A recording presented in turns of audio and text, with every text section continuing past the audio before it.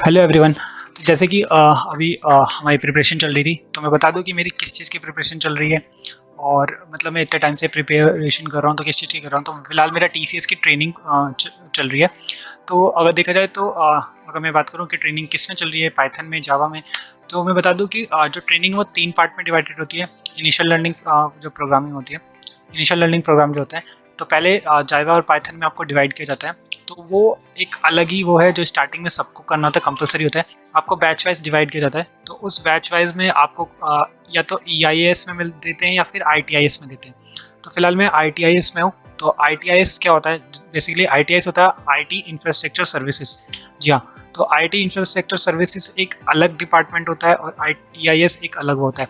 तो दोनों में डिफरेंस क्या है और उसके बारे में अगर आपको बात करनी है कि आईटीआईएस ज़्यादा अच्छा होता है या ईआईएस ज़्यादा अच्छा होता है, तो आप मुझे कमेंट बॉक्स में कमेंट कर सकते हैं। तो मैं उस पर एक अलग वीडियो बना दूंगा, क्योंकि वो आज की वीडियो का वो पार्ट नहीं है। आज की वीडियो में मैं आपको अपनी ट्रेनिंग के बारे में बताने वाला हूँ बस। तो ये ब्लॉग में स्पेशली बस हम बात करेंगे कि मैंने प्रिपरेशन किस तरह से की थी और प्रिपरेशन में क्या क्या किया था, क्या क्या टॉपिक हमने कवर किया था, और क्या जो ITIS है उसमें मुझे क्या क्या पढ़ना पड़ रहा था। तो मैं उन सब बारे में बात करूँगा आज के ब्लॉग में। सो अभी फ़िलहाल हम काफ़ी देर से मैं पढ़ रहा था, तो अभी हम जाने वाले हैं बाहर। तो फिर वहाँ पे मैं आपको बताऊँगा कि मैंने कौन कौन से टॉपिक पढ़े हैं अपने ITIS के प्रिपरेशन टेस्ट के लिए, कौन कौन से इंपॉर्टेंट टॉपिक्स आते हैं ITIS में, मतलब बेसिकली क्या क्या टॉपिक कवर करता है। तो उन सब बारे में बात करेंगे। तो ब्लॉग में लगे रहना मेरे साथ। तो चलते हैं, मिलते हैं अपने नेक्स्ट स्पॉट पे।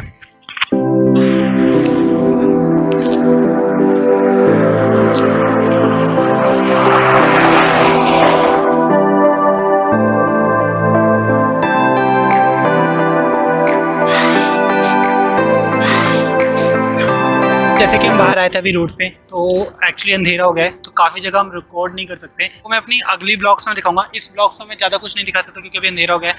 तो हम अभी यही रोड्स कवर कर पा रहे हैं। तो मैं अभी आपको बस एक चीज़ बता देता हूँ। जैसे कि मैंने बताया कि मैं अपनी ITIS की ट्रेनिंग कर रहा हूँ। तो अगर डिफरेंस की बात करें तो इसमें बहुत सारे डिफरेंसेस होते हैं EIS और ITIS में। लेकिन बेसिक डिफरेंस आप ये समझ सकते हो कि EIS में कोडिंग होता है, मोस्टली कोडिंग ही होती है। लेकिन ITIS में कोडिंग नहीं होता है, बहुत कम और लिमिटेड अमाउंट में ही होता है। मतलब अगर आपको कोडिंग नहीं आती तो आप ITIS कर सकते हो। बल इसमें और भी डिफरेंसेस होती हैं और भी अपॉर्चुनिटीज़, इनके बारे में फीचर्स, मतलब कितना स्कोप है, किस डिपार्टमेंट में आपको ज़्यादा बेनिफिट होता है, किसकी क्या किस डिपार्टमेंट में ज़्यादा प्रमोशंस होने के चांसेस हैं। तो इन सब बारे में अगर आपको जानना है तो आप मुझे कमेंट बॉक्स में कमेंट कर देना, मैं उसके ऊपर वीडियोस बना दूंगा। लेकिन फिलहाल मैं इतना बता सकता हूँ कि बेसिक डिफरेंस ये है कि ITIS में ज़्यादा कोडिंग नहीं होती है और EIS में कोडिंग होती है। तो अगर मेरी बात करें कि मैं ITIS में क्या क्या तैयारी कर रहा हूँ, क्या क्या प्रिपरेशन कर रहा हूँ, तो किसी और स्पॉट पे चल के बताते हैं। यहाँ पे अभी फ़िलहाल थोड़ा लाइट की कमी है। Okay, let's go.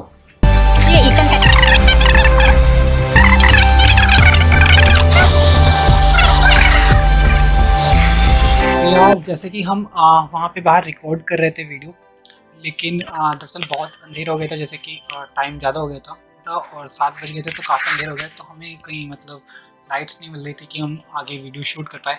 तो फिर हम घर चले आए और वापस से यहीं पे शूट कर रहे थे। तो जैसे कि हम बात करते हैं CBO ITIS की, कि हाँ CBO ITIS में मतलब कोडिंग नहीं होती है। तो अगर मैं बात करूँ तो मुझे पढ़ना क्या होता है, मतलब मैं क्या पढ़ रहा हूँ उसमें, और मैं क्या इसमें असेसमेंट में क्या पढ़ रहा हूँ। तो अगर मैं देखा जाए तो मैं कंप्यूटर हार्डवेयर, जी हाँ, कंप्यूटर हार्डवेयर काफ़ी बेसिक्स हैं बट वो हमें पढ़ रहा है, जिसमें हम रैम, रोम, CMOS की कुछ मतलब चीज़ें पढ़ रहे हैं। साथ में ही उसके अलावा मैं सर्वर के बारे में पढ़ रहा हूँ, विंडो 10 के बारे में पढ़ रहा हूँ कि विंडो 10 कैसे इंस्टॉल करना है, इन सब बारे में, विंडो 7, विंडो 10। इसके अलावा लिनक्स के बारे में पढ़ाया जा रहा है। जी हाँ, मतलब मैं लिनक्स भी पढ़ रहा हूँ और नेटवर्क, तो नेटवर्क के बारे में भी पढ़ रहा हूँ। तो ये मतलब टॉपिक्स है जो मैं कवर कर रहा हूँ। साथ में मुझे बैकअप करना और क्या फ़ायदे होते हैं बैकअप करने के, सिक्योरिटी की, स्पेशली अगर देखा जाए कि किस तरह आपको अपने कंप्यूटर को सिक्योर रखना है, अपने डाटा को किस तरह सिक्योर रखना है, तो उन सब बारे में भी पढ़ रहा हूँ। लिनक्स के सर्वर के और नेटवर्क के अलावा एक और इसमें जो टॉपिक है वो है ITIL। जी हाँ, ITIL बेसिकली क्या होता है कि इंफॉर्मेशन टेक्नोलॉजी इंफ्रास्ट्रक्चर लाइब्रेरी। जी हाँ, तो इंफ्रास्ट्रक्चर लाइब्रेरी के बारे में, तो इसमें काफ़ी सारे मतलब टॉपिक्स हैं, जैसे कि सर्विस प्रोवाइडर क्या होता है, स्टेक होल्डर्स क्या होते हैं, और किस किस तरह की सर्विसेज होती हैं जो सर्विस कंपनियां हैं वो प्रोवाइड कराती हैं, तो किस किस तरह की सर्विस प्रोवाइड कराती है। ITIL सर्विस लाइफ साइकिल के बारे में पढ़ाया जाता है कि हाँ सर्विस लाइफ साइकिल क्या है, तो उसमें भी काफ़ी कुछ होता है, जैसे सर्विस डिज़ाइन होता है, तो 5 ऐसी चीज़ें होती हैं, तो उस सब बारे में। तो ITIL में बेसिकली हमें ये पढ़ना होता है। और अगर देखा जाए कि लिनक्स हो गया, तो लिनक्स में भी काफ़ी मतलब किस तरह से कौन से कमांड यूज़ किया जाता है कि अगर आपको कुछ डिलीट करना है या कुछ कॉपी करना है, कोई फाइल है उसको इधर से उधर ले जाना है, तो कौन कौन से कमांड आपको यूज़ करना है, तो इस सब बारे में हम लिनक्स में पढ़ लेते हैं। फिर नेटवर्किंग होती है, तो नेटवर्किंग में भी बताया जाता है कि किस तरह आप नेटवर्क को कनेक्ट कर सकते हैं, मतलब किस तरह आप सेफ नेटवर्क में रह सकते हैं। तो ये सारे तो मतलब कंटेंट हो गया जिसे मैं अभी पढ़ ही रहा हूँ, और अभी मतलब काफ़ी कुछ है बैकअप के बारे में, स्टोर के बारे में, स्टोरेज के बारे में। तो आगे मैं बताता हूँ। अभी तो फ़िलहाल 7 बज गए हैं, तो अभी फ़िलहाल मैं पोस्टिंग करने वाले जा रहा हूँ, और अपने मतलब इंस्टाग्राम पे बेसिकली मैं 7 बजे पोस्ट करता हूँ रेगुलरली। 7 बजे मैं अपने इंस्टा के दोनों ही अकाउंट पे, इवान डायरी पे भी और वीरेन एडुकेयर पे, दोनों पे मैं 7 बजे पोस्ट कर देता हूँ। तो अभी मैं पोस्ट करने जा रहा हूँ, देन उसके बाद फिर मुझे जिम भी जाना है, तो अब हम जिम जाएंगे, एंड देन फिर जिम से आने के बाद फिर मैं पढ़ाई करूँगा, एंड फिर मैं आपको और चीज़ें बताऊँगा। और कल देखते रहना ये पूरा ब्लॉग, प्लीज़ पूरा देखना। फिर मैं आपको एंड में ज़रूर बताऊँगा कि जैसे कल मेरा असेसमेंट है, तो मैं असेसमेंट के बाद ज़रूर बताऊँगा आपको कि मतलब मुझसे कितने क्वेश्चन पूछे गए, किस किस तरह के क्वेश्चन पूछे गए, और क्या उनके क्राइटेरिया हैं पास होने के लिए। तो इस ब्लॉग में बने रहना। तो जैसे कि हम अभी जिम से आ चुके हैं, और जिम से आने के बाद एक्चुअली मैं वीडियो शूट नहीं कर पाया, क्योंकि फिर मैं जिम से आया, थोड़ी देर मैंने रेस्ट किया, एंड देन उसके बाद मैं खाना वाना खाया, देन फिर मैं थोड़ी देर बैठा हुआ था। तो अभी हम फिर से पढ़ाई स्टार्ट करने जा रहे हैं।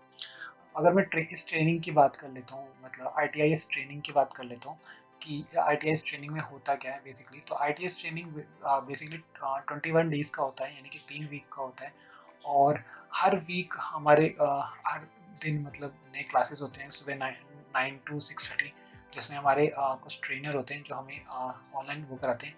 तो बेसिकली TCS का एक लर्निंग पोर्टल भी है, और उस iEvolve, जहाँ से आप आराम से कोई सा भी कोर्स कर सकते हो, कोई भी, चाहे आपका ट्रेनिंग में हो चाहे ना हो, तो आप अपने काफ़ी सर्टिफिकेशन कर सकते हो। तो मैं भी वहीं से पढ़ रहा हूँ, और उन्होंने जो मुझे कंटेंट प्रोवाइड कराया था, वो मुझे वहीं से प्रोवाइड कराया हुआ है। तो मैंने वहीं iEvolve से किया है, प्लस उन्होंने मुझे कुछ लिंक्डइन के कोर्सेस भी प्रोवाइड कराए, तो मैं वहाँ से भी ये सारी चीज़ें पढ़ रहा हूँ। तो काफ़ी अच्छा है कंटेंट वो है। अगर देखा जाए तो असेसमेंट भी दिए हुए हैं, जैसे कि अगर मैं बात करूँ, मैंने जब हार्डवेयर कंप्लीट किया तो हार्डवेयर का असेसमेंट मुझे मिला, देन मुझे सर्वर कंप्लीट किया, सर्वर का असेसमेंट मिला, विंडो 10 कंप्लीट करने के बाद विंडो 10 का असेसमेंट मुझे करने को मिला था।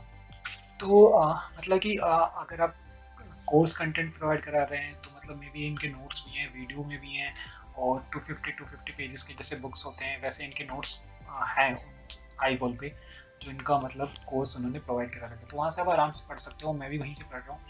एंड देन उसके अलावा अगर देखा जाए तो असेसमेंट अपने आप को टेस्ट करने के लिए भी है। देन अब जो कल टेस्ट होगा मेरा मॉर्निंग में, तो मतलब अब तो मतलब मैं ब्लॉग अभी शूट नहीं करूँगा, क्योंकि अब मैं पढ़ रहा हूँ। तो फिर अब मैं जब असेसमेंट दे लूँगा तो उसके बाद ही शूट करूँगा, और उसके बाद ही मैं आप लोगों को बताऊँगा कि मुझसे कितने क्वेश्चंस पूछे गए थे, क्या पासिंग क्राइटेरियाज थी, एंड किस तरह से उन्होंने मतलब मुझे क्या क्या पूछा। तो पर एक बहुत ही इम्पोर्टेंट पॉइंट भी मैं बताने वाला हूँ, वो मैं आगे ही बताऊँगा आपको, तो वीडियो जरूर देखना कि अगर आप अपने असेसमेंट क्लियर नहीं कर पाते हैं तो क्या होता है, यानी कि जो आपके असेसमेंट उन्होंने दिए रखे हैं इनिशियल लर्निंग प्रोग्राम में, और अगर आपने असेसमेंट क्लियर नहीं किया तो क्या होता है आपके साथ, तो उस बारे में बात करेंगे।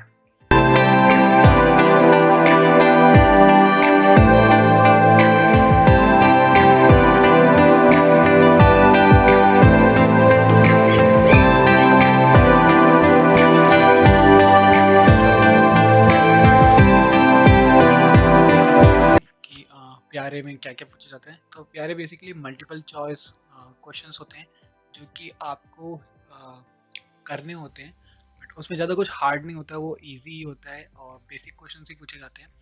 तो मल्टीपल चॉइस क्वेश्चंस होंगे, आपको उसमें ऑप्शंस दिए दिए होंगे, आपको वो टिक करने होंगे।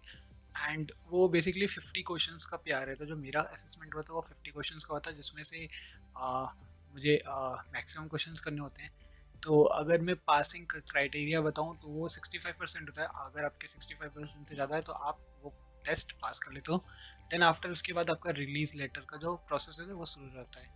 तो रिलीज़ लेटर बेसिकली होता है कि आपका ट्रेनिंग कंप्लीट हो चुका है, आपने अपनी ट्रेनिंग पास कर लिया है एंड देन आप प्रोजेक्ट के लिए तैयार हो। तो रिलीज़ लेटर बेसिकली इसके लिए होता है। तो वो उसके नेक्स्ट डे से यानी कि फ्राइडे से आपका रिलीज़ लेटर का जो प्रोसेस है वो चालू हो जाता है एंड देन आपको प्रोजेक्ट्स के कॉल आने चालू हो जाते हैं। तो अभी फ़िलहाल मैंने अपना असेसमेंट क्लियर कर लिया है, तो अब मुझे कल से प्रोजेक्ट्स के लिए कॉल आने चालू रहेंगे। तो फिर मैं उस पर भी ब्लॉग्स बताऊँगा कि मुझे किस किस तरह के प्रोजेक्ट्स के कॉल आए और क्या हुआ है, उस पर भी बताऊँगा। अब एक बात आती है कि अक्सर कि बाय चांस अगर हम ट्रेनिंग का जो असेसमेंट है वो क्लियर ना कर पाए तो क्या होता है? जी हाँ, अगर आपने ट्रेनिंग का असेसमेंट क्लियर नहीं किया है तो बेसिकली वो आपको 2 चांस देते हैं। हाँ, तो अगर आपने दोनों चांस में यानी कि पीआरए एंड पीआरए 1 और अगर आपने दोनों चांसेस में आपने ट्रेनिंग नहीं क्लियर की है, मैं आपको इनिशियल लर्निंग वाले की नहीं बात कर रहा हूँ जो जावा और पाइथन का होता है, उसमें आपको 3 चांसेस मिलते हैं। मैं आपको जो आईटीआईएस का ट्रेनिंग होता है मैं उसकी बात कर रहा हूँ। आईटीआईएस में आपको 2 चांसेस ही मिलते हैं। तो अगर आपको पीआरए और पीआरए 1 दोनों में क्लियर नहीं कर पाते, मतलब दोनों में से किसी में भी आपके 65% या अबव नहीं आते हैं, इवन आपके 64 भी आते हैं तो भी आप फेल में कंसिडर्ड होते हैं। तो उसके बाद होता है लैब। आपको लैब में डाल दिया जाता है, जो एक लैब प्रोसेस बोला जाता है। तो आपके जो बैच के बाकी सारे हैं, उनको तो रिलीज लेटर मिल जाता है, बट आपका जो ट्रेनिंग जो है वो 1 वीक और एक्सटेंड हो जाता है। जी हाँ, तो यानी कि 1 वीक और एक्सटेंड हो गया, इट मीन्स कि अब आपको 1 वीक और ट्रेनिंग लेना होगा। बट इस दौरान आपका सेल्फ लर्निंग होता है, यानी कि कोई दूसरा नहीं होता, मतलब कोई क्लासेस नहीं होती हैं, कोई आपका ट्रेनर नहीं आता, आपको खुद ही पढ़ना होता है एंड खुद ही आपको सब कुछ करना होता है। तो अगर हम लैब प्रोसेस की बात करें तो लैब प्रोसेस में फिर दोबारा क्या असेसमेंट होता है, किस तरह से होता है। तो लैब प्रोसेस में फिर दोबारा से आपके 4 दिन बाद वो शेड्यूल्ड होता है, वो वाइवा होता है। तो वो आपसे वाइवा लेते हैं। वाइवा की अगर बात करें तो वाइवा में वो 20 से 30 क्वेश्चन पूछते हैं एंड देन उसके बेसिस पे दोबारा वो कैलकुलेट उनके बेसिस पे वो दोबारा कैलकुलेट करते हैं कि अगर आपके 65% आ रहे हैं तो वो आपको रिलीज़ कर देते हैं, और अगर आपके 65% नहीं आ रहे हैं तो वो आपको फिर से रिलीज़ नहीं करते। तो आप समझ सकते हो, मतलब ये बहुत इंपॉर्टेंट है कि आप 65% लाओ इसमें भी। अगर आपने असेसमेंट में लिया हो, असेसमेंट नहीं है तो आपको लैब के लिए एक्सटेंड कर दिया जाएगा, लैब के लिए एक्सटेंड कर दिया जाएगा और फिर दोबारा से आपसे वाइवा होगा। यानी कि अगर आप रिटर्न में ही क्लियर कर लेते हो तो बहुत अच्छा है, नहीं तो वाइवा थोड़ा सा डिफिकल्ट हो जाता है। वैसे वो ज़्यादा डिफिकल्ट क्वेश्चन पूछते नहीं है, काफ़ी ईजी क्वेश्चन ही पूछते हैं। देन वाइवा होता है, अगर आप इस बार भी नहीं एक्सटेंड क्लियर कर पाते हो देन दोबारा आपका फिर से 5 वीक का एक्सटेंशन होता है, यानी कि फिर दोबारा आपको नेक्स्ट वीक दोबारा से वाइवा होता है, दोबारा से सेम प्रोटोकॉल सेम प्रोसेस होता है एंड आपको तब एक और चांस मिलता है। एंड अगर आपने ये दोनों बार लैब प्रोसेस नहीं किया, यानी कि आपका सेकेंड टाइम भी नहीं हुआ था, देन उसके बाद आपको आपके एचआर के पास भेज दिया जाता है एंड देन उनका अलग से जो उनका एक्शन होता है वो उनका एक्शन होता है। तो उसके बारे में मुझे अभी नहीं पता कि मतलब अगर कोई लैब नहीं दोनों बार भी नहीं क्लियर कर पाता तो उसके साथ क्या होता है। देन अभी तक ऐसा कोई केस हुआ नहीं है, और अगर नहीं होता तो it means that you are not, because इतने सारे चांसेस मिलते हैं और अगर आप तब भी नहीं क्लियर कर पा रहे हो तो it means you are not made for a IT sector और a software engineering. So make sure कि आप पहले ही रिटर्न में क्लियर कर लो, लैब में तो आओ ही मत। और अगर आ जाते हो बाई चांस तो डरने की जरूरत नहीं है, लैब प्रोसेस भी आराम से हो जाता है, लैब असेसमेंट भी क्लियर हो जाता है। तो ये सारी चीज़ें मैंने आपको बता दिया कि ट्रेनिंग में कितने क्या टॉपिक्स मैंने पढ़े थे, क्या पासिंग क्राइटेरिया यानी कि 65%, एंड असेसमेंट किस तरह होते हैं, multiple choice of correct option. And then lab का भी मैंने बता दिया कि अगर लैब में आप चले जाते हो, बाई चांस आप क्लियर नहीं कर पाते हो तो आप वाइवा दे के पास हो सकते हो। एंड देन उसके बाद प्रोजेक्ट होता है। तो इस ब्लॉग को मैं यही एंड करता हूँ, मैं आगे फिर नेक्स्ट नया कुछ ब्लॉग बनाऊंगा अगर आफ्टर गेटिंग माई प्रोजेक्ट। तो वंस मुझे प्रोजेक्ट मिल जाएगा तो मैं उसमें ज़रूर बताऊँगा कि मुझे किस किस तरह के प्रोजेक्ट्स ऑफर हुए थे और मैंने कौन सा प्रोजेक्ट लिया है, तो उस बारे में भी मैं बताऊँगा। तो अगर आपको और कोई कन्फ्यूज़न है रिलेटेड टू EIS और ITIS तो मुझे कमेंट बॉक्स में कमेंट कर सकते हो या मेरे इंस्टा पेज पे भी आके मुझसे बात कर सकते हो। फिलहाल मैंने आपको ऑलमोस्ट एक आइडिया तो दे ही दिया है कि मतलब क्या ट्रेनिंग प्रोसेस था, ट्रेनिंग किस तरह से आप क्लियर कर सकते हो और क्या आपका मतलब जो भी चीज़ें थी। तो इस वीडियो को मैं यहीं एंड करता हूँ एंड कीप ग्रोइंग।